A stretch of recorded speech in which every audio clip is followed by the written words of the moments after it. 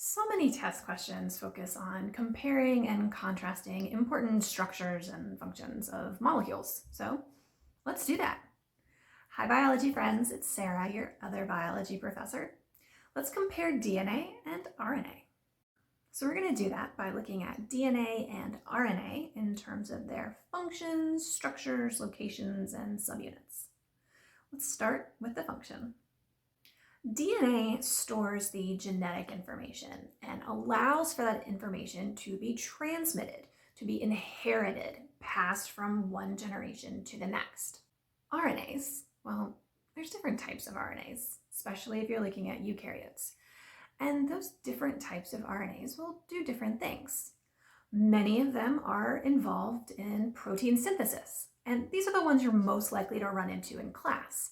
Things like messenger RNA, which is going to sort of carry the blueprint for building a protein from the DNA to the ribosome, the site of protein synthesis.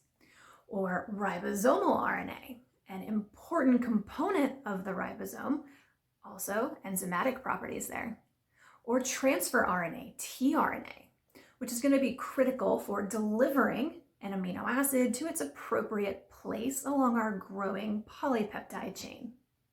Some other types of RNAs are involved in controlling gene expression, meaning that they can determine whether a protein gets synthesized at all. Where do we find DNA and RNA in a cell? Well, DNA is precious material, and in eukaryotes, you're going to find it protected by the nucleus. Eukaryotes have multiple linear chromosomes, where each chromosome is one molecule of DNA intermixed with proteins. Mitochondria and chloroplasts have their own circular DNA. In prokaryotes, DNA is found in a region called the nucleoid, and no membrane surrounds this. Prokaryotes typically, but not always, have a single circular chromosome, just like what we see in chloroplasts and mitochondria. Prokaryotes may also have additional pieces of DNA called plasmids. You can think of them sort of like bonus DNA beyond what's in the chromosome. Well, where's the RNA? RNA is produced by transcription using DNA as a template. So it's produced wherever the DNA was hanging out. And then it gets distributed throughout the cell based on the job that it's doing. Remember, it's a big list of different functions for RNA. DNA is precious material because it exists for the lifespan of that cell. Whereas cells are constantly producing new RNAs and degrading old ones. The lifespan of a messenger RNA might just be a few minutes or less. Let's look at some structural differences. DNA and RNA are both nucleic acids. These are polymers consisting of multiple small subunits stuck together. And in DNA and RNA, these subunits, monomers, are called nucleotides. Nucleotides consist of three key parts: a phosphate group, a 5-carbon or pentose sugar, and a nitrogenous base. There are some important differences between DNA and RNA nucleotides, not so much with the phosphate groups. They're the same between both. You're going to find between 1 and 3 phosphate groups on a nucleotide. Sometimes they're represented as just a circle. Let's look at the sugar and the base. That's where we'll see some important differences. Both DNA and RNA nucleotides contain a 5-carbon sugar, pentose sugar. In DNA, it's deoxyribose, and in RNA, it's ribose. In fact, that's where the molecule names come from. Deoxyribose, deoxyribonucleic acid, DNA. Ribose, ribonucleic acid, RNA. The only difference between deoxyribose and ribose is at the 2' carbon. So we number the carbons in the sugars: 1', 2', 3', 4', 5'. Adding the prime just helps differentiate from the way we number the carbons in the bases. At that 2' carbon, you'll notice in ribose, we have a hydroxyl group, an OH group. Whereas in deoxyribose, it's just a hydrogen. So we've lost an oxygen. We've deoxied the ribose, deoxyribose. What about the nitrogenous bases? Why are they even called that? Well, it's because you're going to see a bunch of nitrogens in the structure, and in biological solutions, they tend to act as bases, taking up protons. Nitrogenous bases come in two flavors, purines and pyrimidines. Purines have a double ring structure, whereas pyrimidines have a single ring. The purines are adenine, A, and guanine, G. The memory trick here is pure as gold. Purines are A and G. The pyrimidines are cytosine, C, URACIL, U, and thymine, T. Pyrimidines, think pyramid. Pyramids are sharp, they can cut you. Pyrimidines are CUT. Now, you won't find all of these in both DNA and RNA. In DNA, the bases are A, G, C, and T, and in RNA, A, G, C, and U. So the pyrimidines differ. You've got U in RNA and T in DNA. And if you're wondering about why, that's a conversation for another time. But I got a video on it.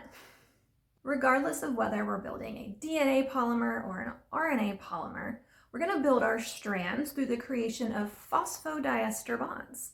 These are bonds that are going to link the sugars together in order to generate what we call a sugar phosphate backbone. Let's look at the larger structures. Now, if you've done much studying in biology, you'll remember that the structure of a molecule is critical to the function that that particular molecule performs.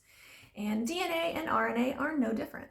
We mentioned already that DNA and RNA have different functions, so it's not shocking that they're going to have different structures as well. A DNA molecule consists of two strands of nucleotides, and the sequence of A's and G's and T's and C's is called the primary structure. But DNA has secondary structure as well, an additional level of structure that's generated by interactions between the nitrogenous bases. And in DNA, that structure is that of a double helix.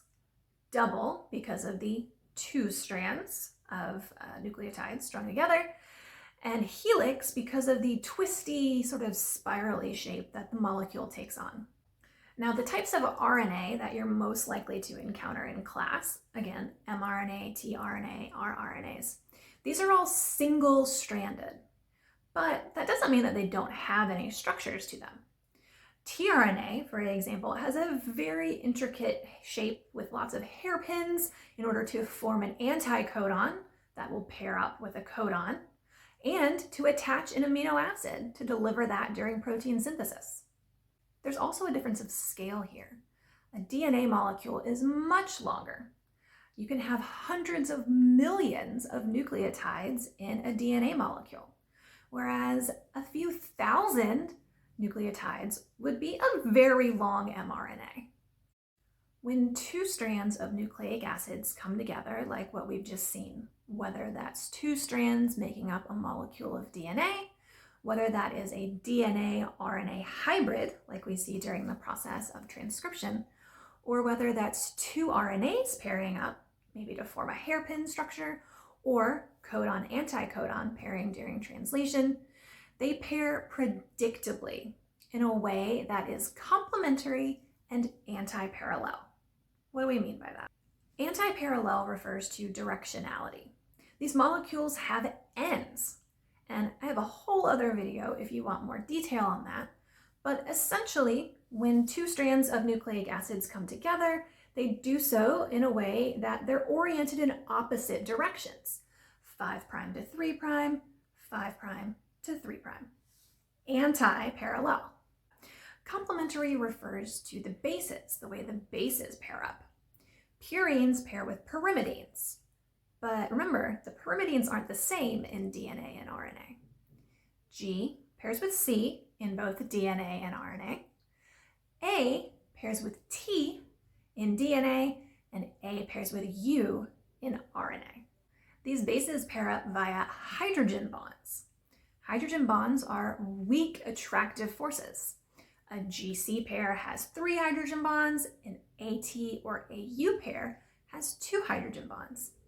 And because these bonds are individually not very strong, that means we can pull the bases apart. We can separate the strands like we need to do in order to read the DNA as a template during DNA replication or transcription, or when we're ready to separate two RNA strands that have come together. Let me know in the comments if you've got another important comparison between DNA and RNA. Drop me a like if you learned something about these molecules.